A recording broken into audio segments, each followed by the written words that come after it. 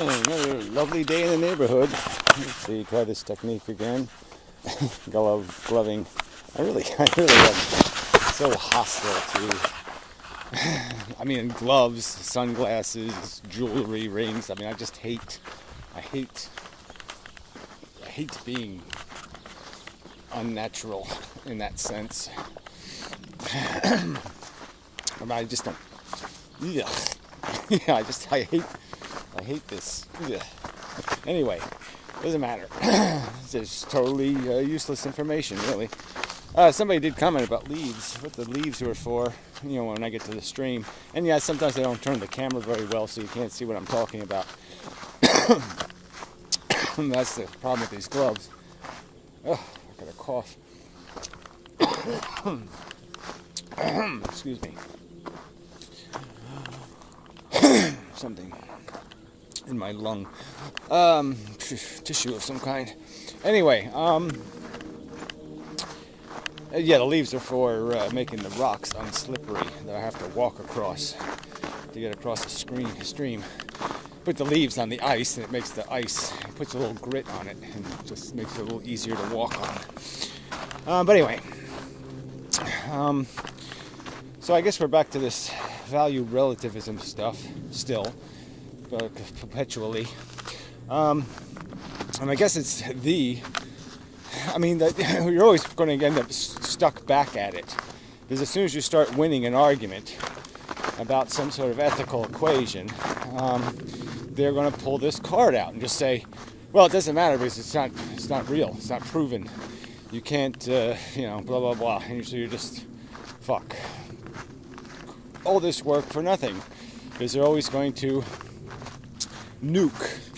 They're always going to resort to the nuclear option. So when you beat them in the conventional war, they'll just pull out the bomb of value relativism and conversation over. So, there needs to be this description of the ethical landscape. I don't think Sam Harris should have used the word moral. That is something they can't argue with. You have to make it so, you have to prove it. Somehow I have to prove the existence of value. And again, I'll argue, all I can do is provide a logical proof, one that is so airtight as a statement that you can't make a rational counter-argument. There's no conceivable, imaginable, anything you could possibly create that would be coherent to the facts that we do know of the material universe, where you could explain how the statement is incorrect. And that's the only standard I can go to, is beyond reasonable contention. So that's the only, if you can't agree on, at least that's the trial standard. Beyond reasonable contention. Then we can get somewhere. But obviously I can't create a proof like, here's the word of God, written by God, signed by God, and it's a perfectly qualified signature. I can't do that. I can't provide you material proof. I can only provide you with an intelligent proof. And that would be against, like I said, this standard, that's a reasonable standard of reasonable contention, reasonable dispute, reasonable counter-argument has to be provided. And if you can't provide one, you have to kind of concede the truth, or resort to the missing variable or something, and just to say, resort to the God bomb. But that's about all you got left. Once you're outside the realm of reasonable, then you have to resort to an unreasonable excuse, and I'd call God an unreasonable defense. Mystical forces is an unreasonable added variable. Anyway, so I've been punching at this a bit, and haven't gotten too far yet, but there are a few key ingredients, a few key points to make that are on this road to a proof.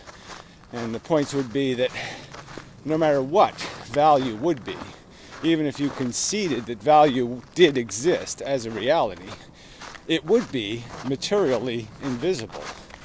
You'd have to concede that the fact that the universe has created a game, it's created functioning pieces that interact, and that there are characteristics, there are properties of those pieces. They have properties, functions that can be labeled and described, and that some of those functions have a characteristic, a component that is not materially manifest, obviously, in the sense that maybe if we had enough information, we could see the material manifestation of consciousness, for example, but it's very hard to, from our limited perspective, to model the internal game. So there's the game, and then there's the big game, and then there's the game, and the game, and the game. There's all layers of game here, and we don't have enough information about the game that creates consciousness, but we can establish that it exists as a premise, that it is a phenomenon, and that it has these characteristics, properties that are manifest in these organisms that have this function of consciousness. And so the first point would be is that value is a description of function. Like many other descriptions of function, it's not material in its outward appearance. It doesn't have any appearance. See, this is my problem. See, that's like a big trouble there. In terms of if I step on that, I might fall in the water. So maybe we'll go look for some ice that's hard enough to jetty across. But yeah, who wants to fall into the water? I don't really want to do that. Yeah, so what you want to do is fall into it just a little bit if you have to fall into it. So there might be enough ice.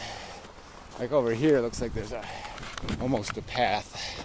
It's probably going to break, but if it breaks, it's thin enough water, shallow enough water, where it may not be catastrophic to my function. Some other animal was doing the same thing here, walking the shore saying, where, oh where can I cross this shithole? This doesn't look too good either, though. I don't want to waste too much time.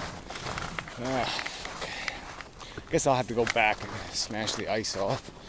And so anyway, back to the video. Alright, so let's establish that the first premise is its value will be invisible. Whether it exists or it doesn't exist, just concede the point that if it did exist and you people were wrong, then it would be invisible. It's not going to be a material substance. Yeah, I have to go back. Alright, so the second, I think, important fact is this idea that we're personally experiencing something that seems to be totally the constituent of value. That there isn't much that we can observe in the universe that would indicate value weight beyond the existence of sentient welfare. We could say that a bacteria squiggling about but not feeling anything, it doesn't have any horrors of death, or it doesn't have any desire or want or wish or unfulfilled or unsatisfiedness or deprivation. It's just a machine. And we could say there's a value in its struggle for existence, but that would be based on nothing else but just saying somehow its survival means something to it, but it means nothing to it. It has no sentience, it has no consciousness, therefore it can't possibly mean something to it. So that's sort of making stuff up, right?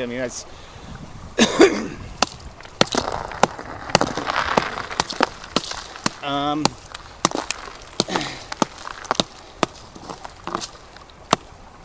works fairly well.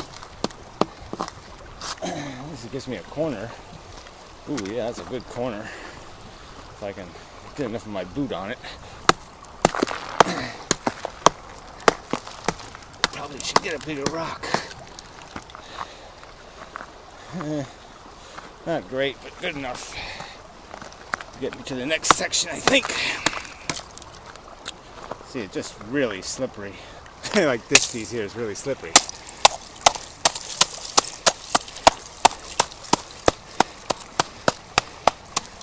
There's all this crap here.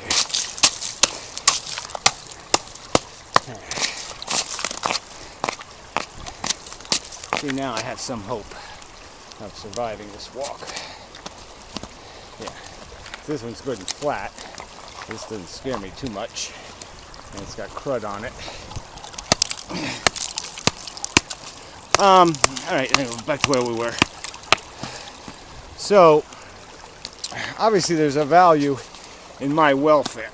Me not falling in the water has meaning, not because there's some, like, oh, it's some sort of competition, Gary against the slippery ice, and, you know, all that kind of crap, but because we know I would have an unpleasant sensual experience if I were to slip, let's say. I could even die, you know, I could slip, fall backwards, bash my head against one of these cement blocks, and roll into the water and drown. And, which wouldn't be so bad, really. But obviously it would be bad for whatever mission I have in life and all that kind of crap. We don't know whether that has any value. So that's what makes humans complicated, is they do play two roles. They play the role of a feeling thing and the role of a producer of conditions. You know, conditions that are, you know, conducive to the welfare of others, and conditions that are, you know, that can be great to their great benefit, and conditions that can be taking, you know, raping and pillaging and all that. This should really, it's pretty sandy, but it's still slippery. Let me try doing it with this foot. Yeah, you know, it's not a great rock. See, it's crooked. I mean, obviously that gravity thing takes over, and you can get yourself in a lot of trouble. Alright, sorry, that was probably quite annoying from your side, but life has these annoying bits in it. And that's sort of the whole point, is that we're able to be annoyed, to have repulsive and obnoxious things happen to us because of our consciousness. And that's the core of value. The core. Now other people will talk about values that are developed out of that core, where we have common values, quote unquote. Let's not call them values. Let's say we have common manifestations of our psychology that give us pleasure and pain based on circumstances. All right, like I don't know, getting caught by your sister masturbating. Yeah, ooh, humiliating. You know, there's lots of these stoic kind of honor code things where, you know, you do something and you fail in some kind of way, or you demonstrate a bit of bad character, you know, winking at another man's wife or something, and you know, we'll call those things important because we psychologically react to them, and we call some of those commonly human. You know, like, because many people have those stoic values, like pride in country, or pride in family, you know, a nepotistic attitude. We'll call them real values when those are manifestations of psychology, and the real value is the fact that something makes us sad or makes us feel bad about ourselves or makes us sense something negative. So the core is really what drives all of those. So there's the core value is in the sensations of pain and pleasure, and then everything above that is negotiable in terms of its character, its meaning, its substance. So the value of chocolate ice cream over vanilla ice cream is clearly subjective psychology and physiology dictating that. Obviously for simian primates, we could argue, that a banana split tastes better than a dog shit split. And all the humans would basically agree, except for a tiny minority who would like some, dog shit with ice cream on it. So we can make generalities, but again, those are all subjective, subject to the conditioning of the machine at a more rudimentary level that has nothing to do with a conversation about this game. So that's a debate about these little game inside, and when you're talking about absolute value or universal value, it's in the context of the biggest, broadest game, and in that game, I think only the core value can be established as the value that matters, and that any modification you make to how people derive comfort is really subjective crap.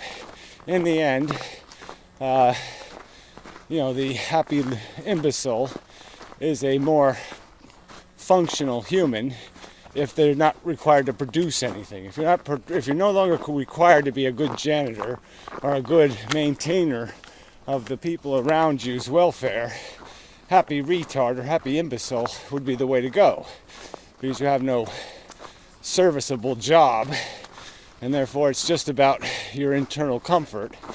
And the more forgetful you are of your sadnesses, and the more in the moment you are in terms of enjoying the pleasures, the less scrutiny you apply to your enjoyment. Because we obviously see with the more intelligent, sophisticated psychology, we end up diminishing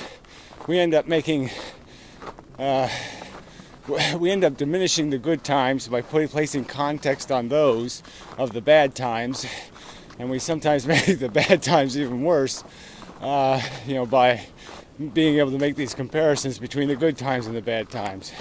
So the fact that we make extensive comparison often diminishes the quality of our experience, where organisms like, for example, a chimpanzee sort of lives more in the moment, and his passions are unrestrained, unconfined. There's no leash of context to any great degree, limiting how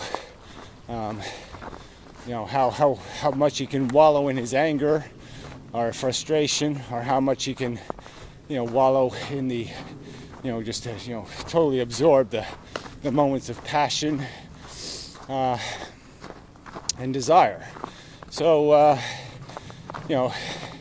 I'm getting, as soon as you start talking about value, you start drifting from that core.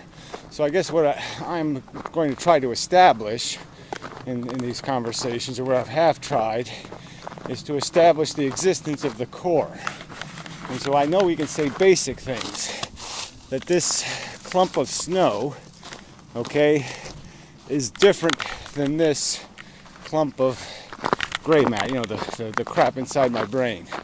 That this isn't having a sentient experience, because a sentient experience is dependent on neurology.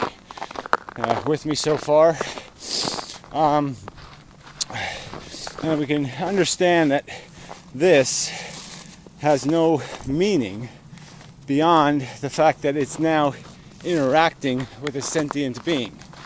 You also, it's interacting with you through this video. And now it would have some value as an instructional tool. And instruction is valuable because it can help you gain more satisfaction in life. Knowing how to play a game can make you more successful at the game. And yeah, unfortunately, I mean, that's sort of what we're getting to here. So we're really trying to talk about what's the game that we're playing. And the game we're playing is not whatever pops into my head. I do, I feel good, I feel bad, I. We know that, like snowflakes, there's a lot of human. There's a lot of I brain, me brains. And all the brains have a welfare. And the interconnection between them is as obvious as the interconnection between these snowflakes. The tentacles, the strings, attachments between our lives are undeniably present. So this I crap really doesn't work. And what you're stuck with again is the core of feeling, being. And what's the net effect of the interaction between the feeling beings? So clearly things like slavery can be intellectually, rationally, logically understood to be ineffective because you're creating so much negative sensation in the individual called the slaves, like we just made them an individual, and versus the individual called the owners. Their comfort is negated by the fact that there's this horrible suffering that comes with them. That is their Siamese twin that's attached to their comfort. And that they can't have the comfort without the exploitation. And they can't win, though, with this arrangement where they undo the value of their comfort by creating this horrible amount of discomfort. So I'm getting into value statements, and that's not what I really want to do. But I guess I would get agreement on the fact that if the value relatives would concede that if there is real value in the end, that it would be invisible, and only intelligence would recognize it, and that it would recognize it. It wouldn't invent it. It would deduce it. It would see it in play in the pieces. It would see how they move, how they interact, and it would recognize the phenomenon of it, especially if it had the huge insight of being provided with sentience itself. I mean, unlike some thinking machine that would have to deduce this without having sentience to rely on, we have this huge cheat of being given an example of it in our own heads. We are fed the scenario right in our brains. So, sorry, these driveway sealer guys, they don't fill these cracks. I don't know why I keep paying these assholes to do it the wrong way. But whatever. Whole nother subject. So next time. It's working whatnot. Snow. They're putting up a big obscene addition on that house. It's gonna be